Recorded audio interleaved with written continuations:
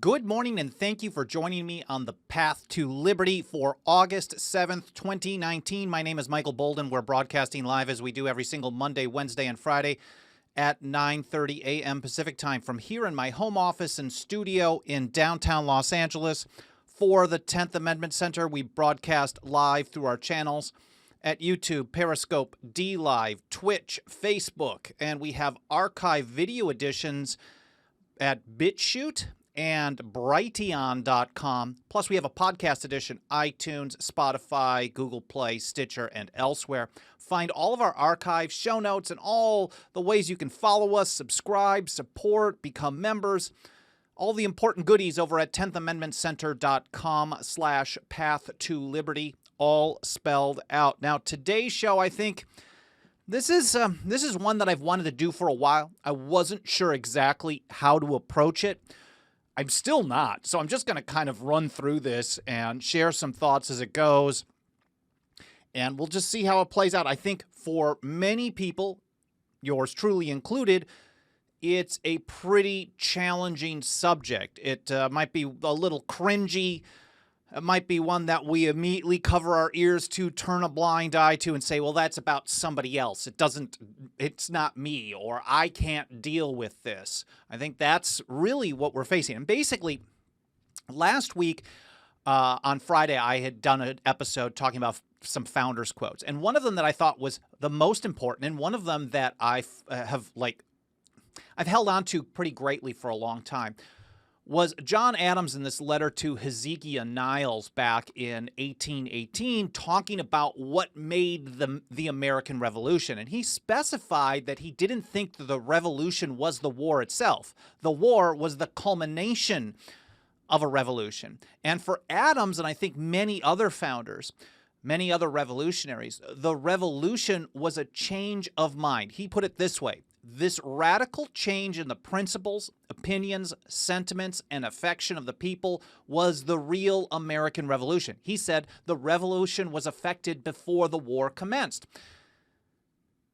And on this episode, we're going to talk about one of the roadblocks to this revolution towards the Constitution and liberty, one that we face today, one that was faced by Americans, by the people of that time as well.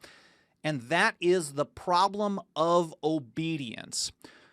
I believe, like I think many others did at the time, and maybe some of you do as well, that as long as government has their laws followed, as long as they don't get pushback on what they try to implement, there is no reason for government to voluntarily give up its power. Adams himself said at one point, liberty once lost is lost forever. And he was talking about how once you allow government to take power from you, it's never going to just hand it back. John Dickinson said, oppose a disease at its beginning, because as soon as you open the door to one small action that's a disease on liberty, that disease, like a cancer, will grow. Adams called it a cancer as well. Thomas Jefferson said, strike at the root, get it right off the bat. So I want to talk about obedience and following government rules, because as Madison told us at one point, the essence of government is power, and power doesn't like giving up its own power. So I want to approach this from a perspective of some of the great revolutionaries. Samuel Adams, I'm going to cover a little bit. Mercy Otis Warren, I think, is the most important one. She was the conscience of the American Revolution. Now, before getting to that, I do want to say hello to everyone who's joining me out in the live chat.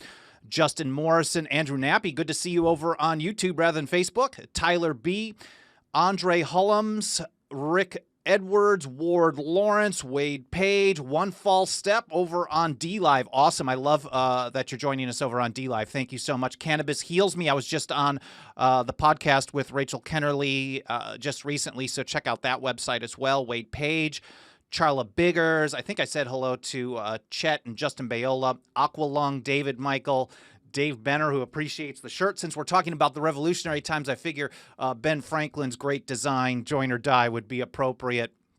My Declaration of Independence shirt was a little dirty. If you guys like some of the shirts that I wear, you'll find them over at shop.10thamendmentcenter.com. We really don't make much money off of these things, but if you buy one of these, we probably make $5-6.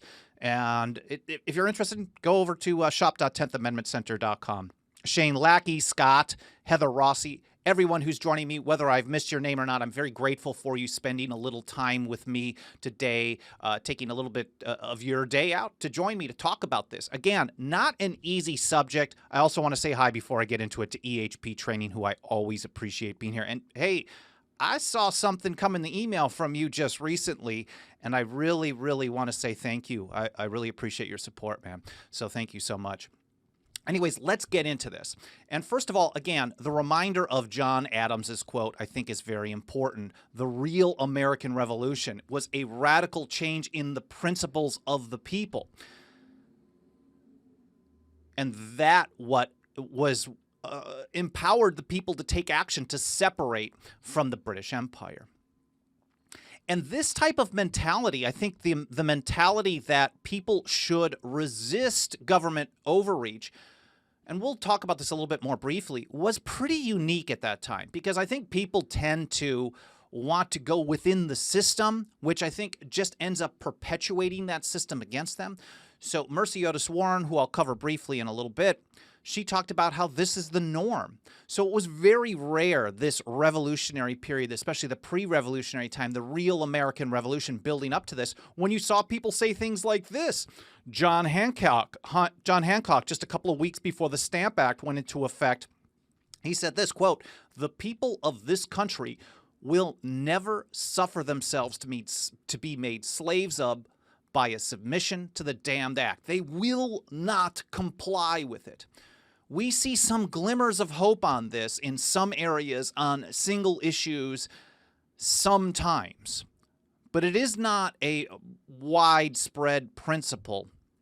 The general principle is that when you don't like what government does today, you ask the government to stop doing what the government is doing, and you ask them either through lawsuits or protests, calling Congress, for example, voting in new politicians. Basically, you're relying on government to fix the problems created by government, which is not just a bad strategy. It's dumb. It's extremely, extremely dangerous. But there was a different viewpoint back then. This mentality that people would not submit. There was a red line where people would not submit. And Hancock summed that up very well in that statement as well. But of course, he was far from alone on this. And we also see on the Great Seal, the seal that was proposed by Benjamin Franklin to be the Great Seal, rebellion to tyrants is obedience to God. That was not actually, this was a design that ended up being appropriated. And I'm not sure exactly, there's some controversy over this. Maybe Dave Benner can do a history lesson in one of his next videos when he gets back to those on the history of this Great Seal and this phrase. Because even at the time, some people were basically calling Ben Franklin out like, look, man, you did not come up with this. I don't care where it came from. Thomas Jefferson put it on his own personal seal. Rebellion to tyrants is obedience to God.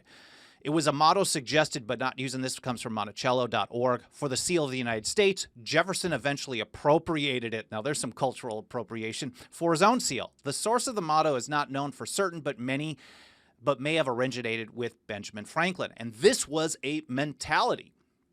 When government violates your rights, they are tyrants.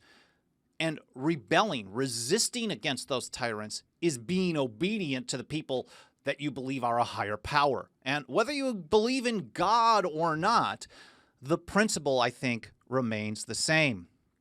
But this has all been kind of thrown in the trash in modern times. Sometimes we see this happen. But I'll tell you, my friends from the right, Republicans, conservatives, many in the libertarian movement, not all, but I often hear that this approach, the idea is it's bad news. You should avoid it at all costs. This is not what we want. And I'm not talking about a rebellion in a physical sense. I'm talking about a revolution of the mind, a revolution in principle like John Adams was talking about, the warm-up to this. Because when you have a revolution in thought, you may not need a revolution or a war in activity. In fact, that's one of the best ways to prevent it, is by changing the minds of the people.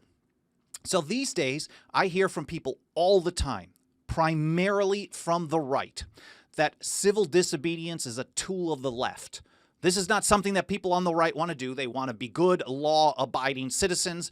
We're law-abiding citizens, and we're not causing any problems. But as long as you continue following the laws that you think shouldn't exist, what reason does government have to get rid of them? I would say none. In fact, from gun owners, I hear this more than anything. We want to protect law-abiding citizens, law-abiding gun owners. Well, the fact of the matter is that every gun law on the books is a violation of your natural right to keep and bear arms. It may violate a state constitution, or it may violate the federal constitution. In some cases, it violates both of them. But the natural rights principle that you have a natural right to defend yourself, your property, your family, and the fact that you shouldn't be a criminal for what you own, but rather what you do with yourself, what actions you commit, what human action you take, is a real problem.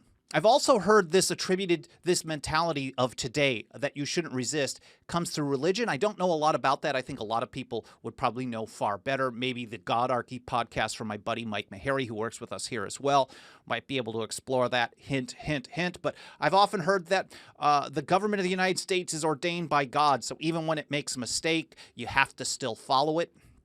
Well, the fact of the matter is, maybe if you keep following it, it'll never change. And I think that's almost certain. And I also think that a problem comes from misunderstanding judicial supremacy. A lot of people believe that the Constitution means what the Supreme Court tells us it means until it changes its mind. In other words, that you and I do not have any right to decide what's good or bad when government does it. We may have an opinion on it, and we may want to vote in a new person to try to violate our rights or not, if we're lucky. But when it comes down to it, we're run by a judicial oligarchy, something that Thomas Jefferson warned about, and that we should just calmly and quietly submit until the Supreme Court gives us permission not to. Now, I would argue, and I have many times, that the founders actually did not approve of this type of mentality. I did an episode just in the last couple of weeks, the founders on federal enforcement, when you heard many of them talking about, and again, if you want to look at any of these old episodes or listen to them, it's 10thamendmentcenter.com/path to liberty. The founders on federal enforcement, I covered the fact that many founders over and over and over a period of decades repeatedly held the position that when government took action it was not authorized to take, it was your duty to defy them. Theophilus Parsons, for example, in the Massachusetts Ratifying Convention, an ardent Federalist, he was pro-Constitution in a very heated debate in that Ratifying Convention with Samuel Adams, John Hancock, and many other luminaries of the day. And Parsons basically said, anytime the government does something outside its constitutionally delegated powers, those acts are void, and any person will be justified in their resistance to it. So this was a common understanding of that particular time. But Mercy Otis Warren, the conscience of the revolution, she wrote this great book, History of the Rise, Progress, and Termination of the American Revolution. It was 3 volumes. It came out in 1805. If you're looking for an interesting history book to read, this is probably near or at the top of my list of recommendations. And here from acton.org, they say it was written over 25 years. I thought it was actually 30, but if they're saying 25, maybe that was the case, and represents a brilliant and important female intervention in a conventionally masculine field of literature. As Warren states in her preface, she was uniquely positioned to experience events leading up to the revolution, and she knew well many of the leaders who took part in the various military campaigns. She was engaged. She knew everybody, and she was very, very well-spoken, did a ton of writing.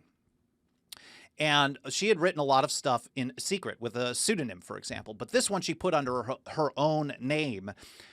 And let me get into this. Here's what Thomas Jefferson actually said. He was one of the original subscribers of the work and corresponded with Mercy as her writing progressed. This is from Thomas Jefferson's library over at the Library of Congress.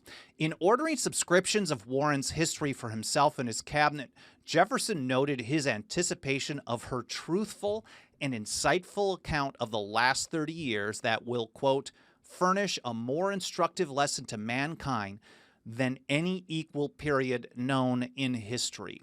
So Jefferson was a big fan of Mercy Otis Warren's writing, and he told his cabinet, keep an eye out. We are getting copies of this. We're all going to study this, and we are going to understand. Can you imagine a sitting president today, any modern president, actually instructing his cabinet, or her cabinet for that matter, to read the history of the American Revolution, to understand the principles, what people faced? Because the principles of that time, the principles of liberty, were the goal, whether, that was the foundation. And that certainly is no longer today. So Jefferson was really a big fan of this. Now, Mercy Otis Warren was concerned about obedience. Obedience being a big problem. Here's what she said in the book. There were several classes in America. This is running up to the Revolutionary War. She writes, who were at first exceedingly opposed to measures that militated with the designs of administration. Some, impressed by long connection, were intimidated by her power and attached by affection to Britain. So we hear the same thing today. Many people tell us nullification is a tool of the left. Mark Levin has been saying this for many years, the neocon hack that the guy is, but he hates resistance to centralized power. Maybe he fears it. Maybe he has one of these other views that I mentioned briefly before. I'm not sure, but he hates resistance on a state, county, or an individual level to federal power. He is totally opposed to it and has attacked us ruthlessly, and my friend Tom Woods as well does not like it. And this is very common. Maybe he's intimidated by the power of the central government. Maybe he loves it. Maybe he's attached by affection to that central government because he worked for it at some point. I'm not sure. But she goes on. She says, others, the true disciples of passive obedience. Passive obedience is that, at the time, that's a pretty sharp phrase. You're basically calling someone a total wuss in much nicer terms. She said, these true disciples of passive obedience had real scruples of conscience with regard to any resistance to the powers that be. Of course, the term resistance has been co-opted by the socialist left, unfortunately. Now, their version of resistance means supporting Democratic Party politicians who talk trash about the opposing party while they're not running the show in Washington, D.C., but then supporting them. So is it Devin Nunes maybe is one of these guys? I'm not sure. There's a guy in the House that basically is a member of the so-called resistance, but at the same time continues to provide the current administration with more and more surveillance powers or supporting it. And you can't be resistance by participating in that which you're supposed to be resisting. So she talks about this. She says there are people who have a real crisis of conscience when it comes to resisting. Now, I'm not talking about what we see as the modern resistance, the Antifas, the neo-Nazis, the Democrats. I guess the Republicans, when Obama was in office, they weren't resistance either because they've thrown away all of their so-called principles now that the Republicans have been in charge. But real resistance, total opposition, standing strong, standing firm, not participating in acts that violate rights. These true disciples had a scruple of conscience, whether actuated by affection or fear. They may love the government. They may think it's great. They may think it's ordained by God. They may be afraid of the power, think it's a wrong approach. By principle or interest, she writes, formed a close combination with the colonial governors, custom house officers, and all in subordinate departments who hung on the court for subsistence. So there was this entire part of the population that was in favor, or just either through fear or weakness or some kind of principled opposition to actually opposing acts of the government. And many of them actually just gravitated towards working for the government. If you look at the largest government in the history of the world, this is all over the place today. And in fact, when you talk about militarism, just as a quick side note, there's a documentary a few years ago called Why We Fight, which featured a guy named Chalmers Johnson. He wrote this blowback trilogy of books. He passed away, but this is a guy that was a CIA kind of station chief or basically maybe a contractor for Southeast Asia for many, many years during the Cold War. This is a Cold Warrior guy, but he was opposed to military interventionism of the United States, saw it as a real problem. But in this documentary, which featured Chalmers, and I'm not sure if the idea actually came from him, but they pointed out how whenever there's a new military program, a new military jet, maybe they were even talking about the F-35, they make sure to build small pieces of it in different regions, different districts all around the country, because the more people that are dependent on government for their income, participating in the government for their day-to-day life, the less likely they will be to oppose that same government on various issues. And I think this is basically the same thing that Mercy Otis Warren was talking about in the history of the rise, progress, and termination of the American Revolution. I'm coming here from the Online Library of Liberty, which is, you can read it for free, download it. I believe you can get a Kindle version. Otherwise, I'm looking at the free text of it right here. It's a long book, but she talks about how there was this combination of people for various reasons who either turned a blind eye or participated in the government, and that created a big roadblock towards the growth of the revolution. And she goes on, and it's not softer here. She says it's indeed true that resentment had in several instances arisen to outrage as you're building up in the pre-revolutionary day, and the most unwarrantable excesses had been committed on some occasions, which gave grounds to unfavorable representations. In other words, from time to time, you could see throughout the history that sometimes government went too far and you'd find some opposition. But then she goes on, yet it must be acknowledged that the voice of the people seldom breathes universal murmur, but when the insolence or the oppression of their rulers extorts the bitter complaint. So it's only when it's gotten so bad will you ever hear the people oppose it in kind of a single voice. And even in that single voice, it was still a small percentage right off the bat.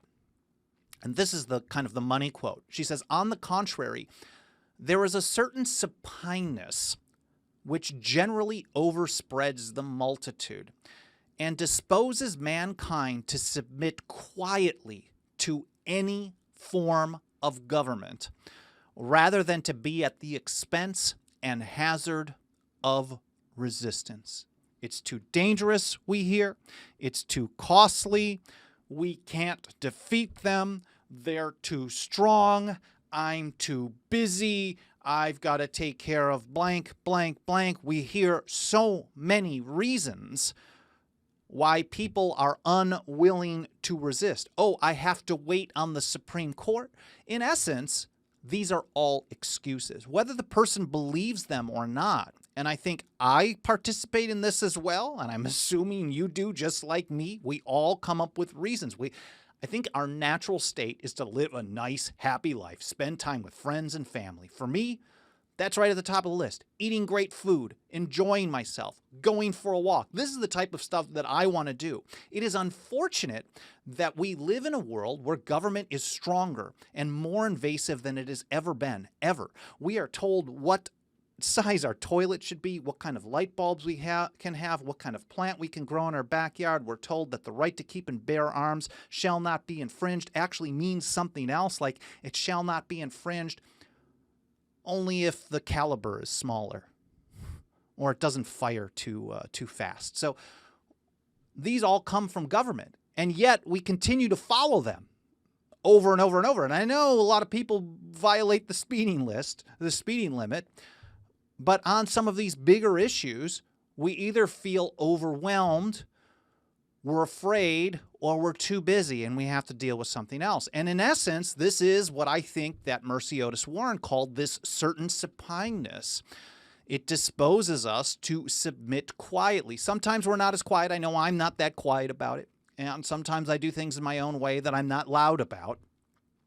But we submit to these forms of government rather than the hazard and expense of resistance. And she goes on, they become attached to ancient modes by habits of obedience, though the reins of authority are sometimes held by the most rigorous hand. And when we're talking about a government with $23 trillion in debt, we're not even talking about the unfunded part of it.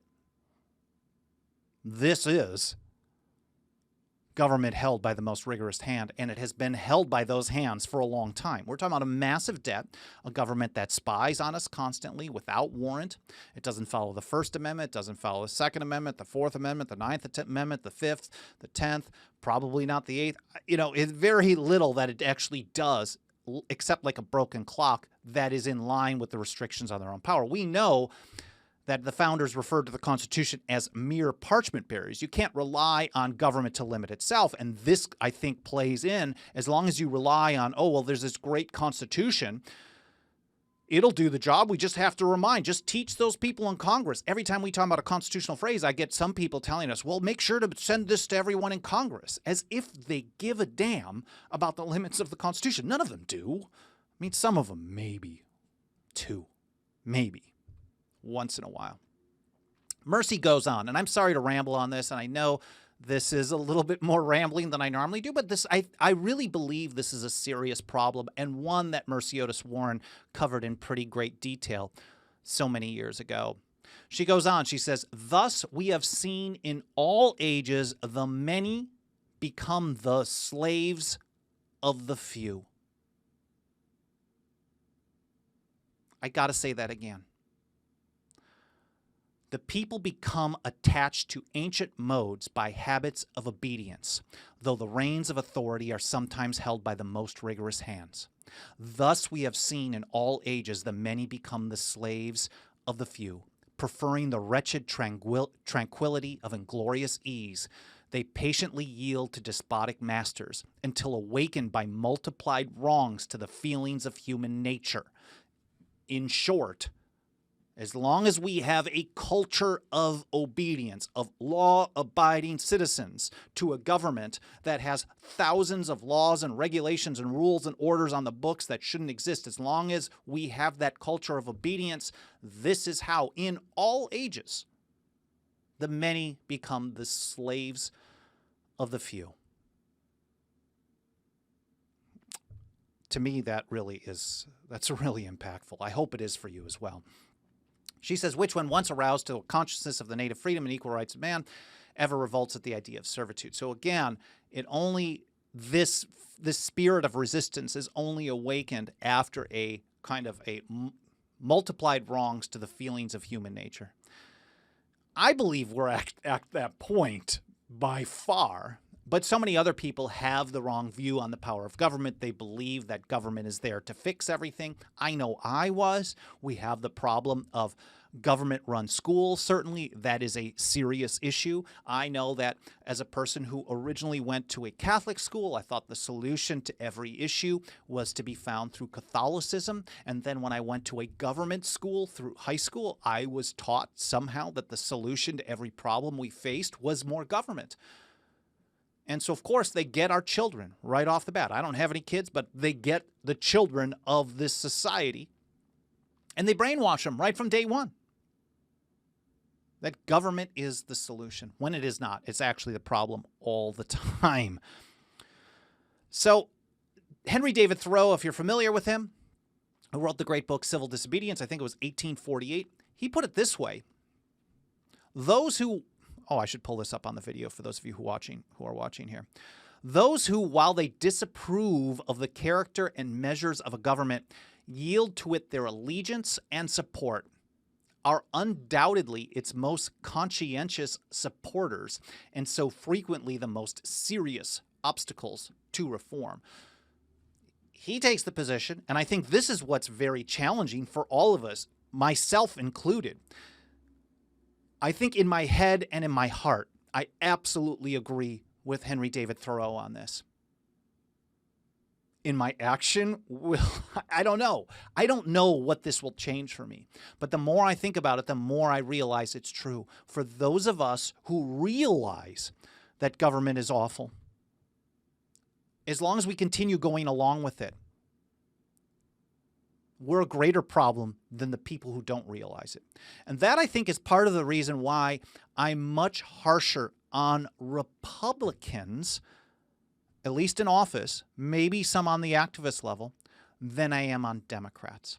It is very much more likely when I talk to a Republican to ask, if I ask them about the Constitution, they tell me they're totally in favor of it. They want all of it enforced. It's much more likely to hear that than with a Democrat.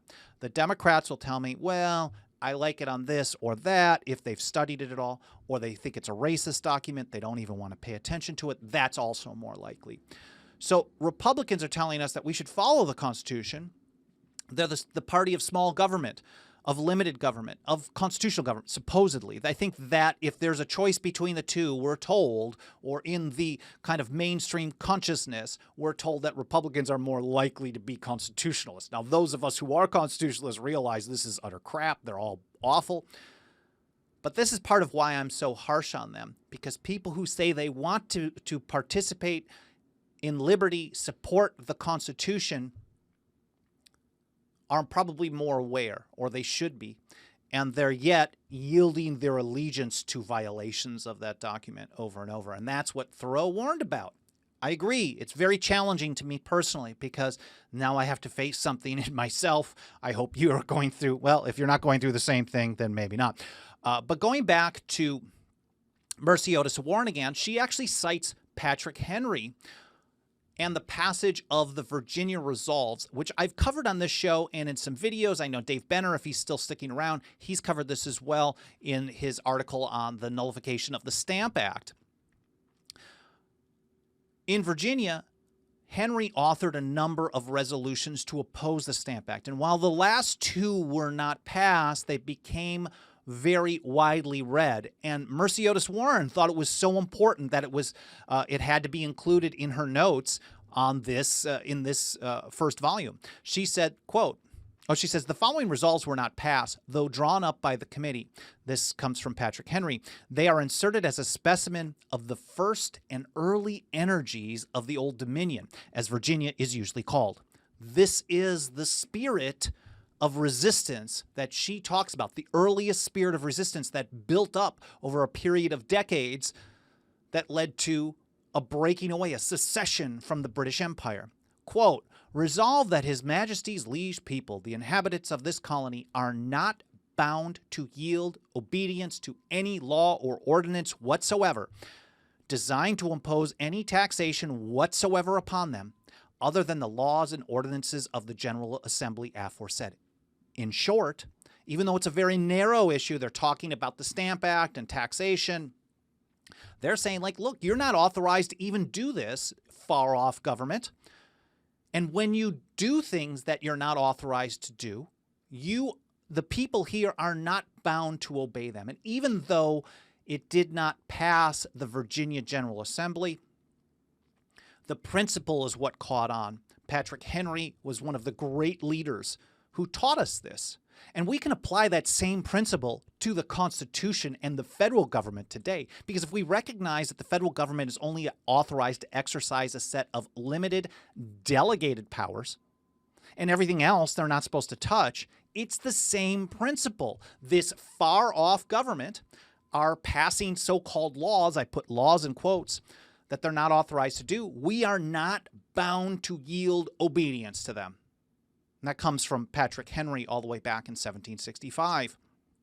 He goes on, resolve that any person who shall by speaking or writing maintain that any person or persons other than the General Assembly of this colony have any right or power to impose or lay any taxation whatsoever on the people here shall be deemed an enemy to His Majesty's colony. So if you were even advocating for the far-off government to do stuff that they weren't supposed to be doing, at least on this taxation issue, on the Stamp Act, Henry considered you an enemy of the colony.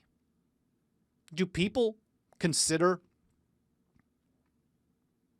maybe, do people consider the far-off governors, politicians to be enemies of the states, enemies of the people? Maybe, I don't know. But that's pretty strong language, and I think Mercy Otis Warren, like me, I agree with her that this was an important part in bringing the spirit of resistance, of liberty to the people. And going on a little bit further back to Henry David Thoreau, one more reminder, disobedience is the true foundation of liberty, he wrote. The obedient must be slaves, and that's just what Mercy Otis Warren said. Let me see if I can find that quote.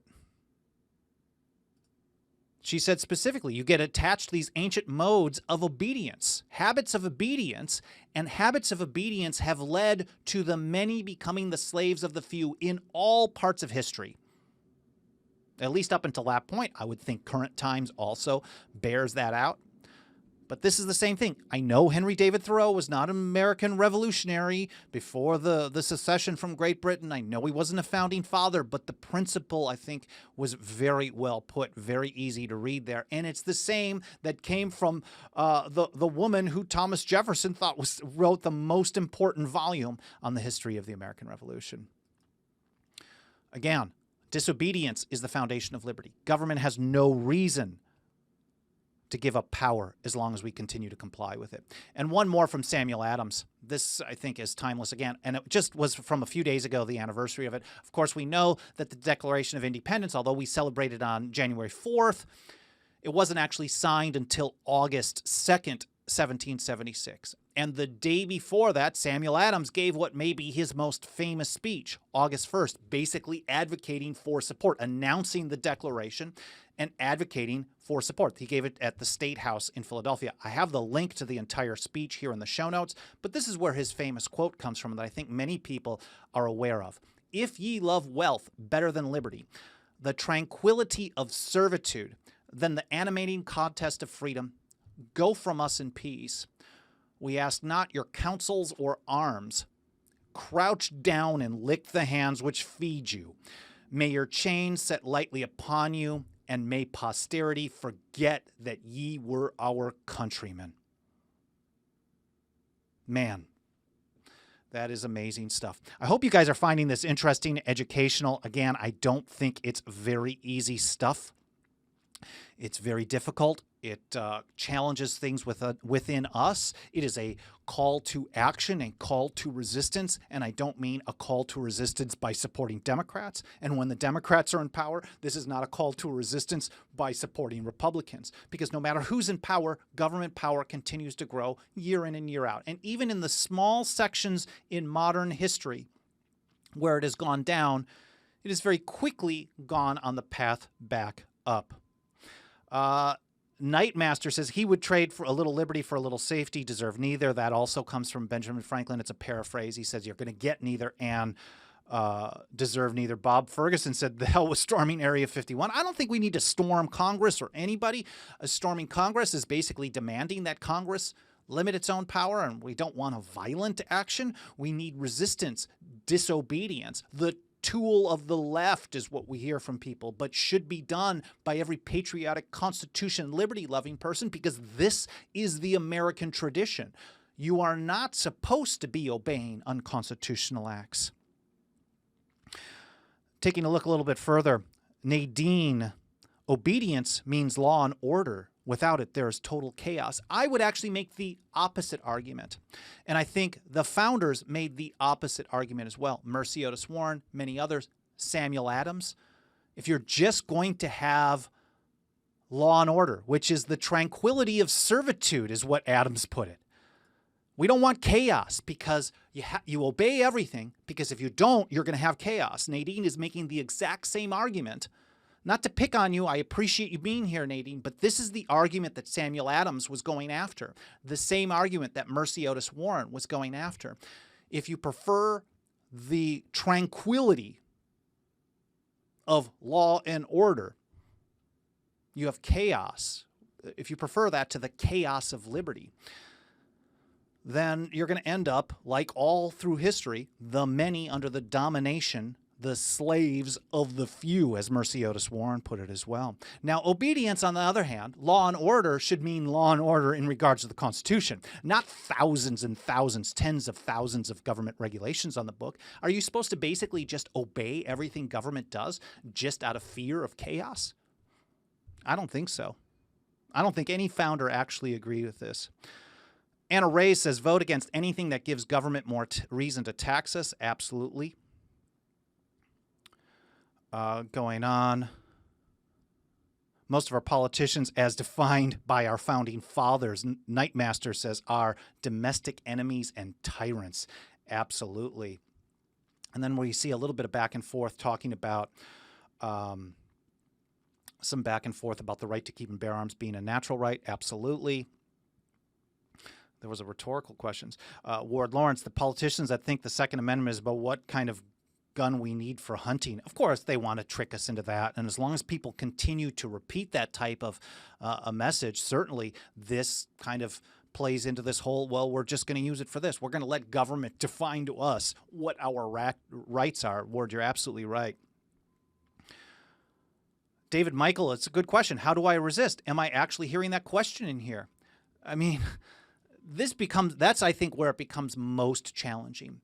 And I think strategically, we have our annual report, State of the Nullification Movement report, which covers efforts to resist federal power. Of course, we can talk about state and local issues as well. They're bad too, but dealing with federal power, 10thamendmentcenter.com/report. It's covered. This is not something that I can cover in the answer to a quick question, but I appreciate you asking that, David. Basically, it's like an 80-page report that talks about the strategy, the history, the principles, the philosophy, and then the first half. And then the second half, we cover how things have been going. So there's a lot of information that you can get there. Frank I says the answer is revolution, and I agree if we're talking about revolution in the way that John Adams talked about it, a revolution in thought. There are too many people who are happy supporting the Trumps or the Sanders or the Warrens or the Bushes or the Clintons. They are happy to vote for those people, give them money, and then be okay or complain about the problem. But as long as you just complain about it and continue participating in the things that they're doing, I think that leads to what the founders told us would be a great, great problem. And that is the few making slaves out of the many. It's public indoctrination. Anyways, I hope you guys found this interesting. Again, it's probably very challenging to many of you. If it pissed you off a little bit, well, I guess you're never doing a good job if you don't once in a while do that with people who are paying attention to what you have to say. Either way, I'm very grateful for you spending a little bit of time with me. If you found this interesting, educational, fun to watch, entertaining, whatever it may be, please smash the like button, subscribe, get bell notifications. All the platforms that this show is available on are pretty easily triggered. So all those free actions tell the platform to show the program to more people. So thank you for those of you who are doing that. I'm very grateful. And of course, for as little as $2 a month, go to 10thamendmentcenter.com/members to support our work. Again, thank you so much for spending a little time with me today. Continue to leave some comments. I'll take a look on both Facebook and YouTube a little bit later on today and maybe get back to some as I'm able to. I do read all of those. I don't necessarily reply to everything, but I appreciate all the feedback. We'll see you Friday. I hope you have an awesome day, and thanks again.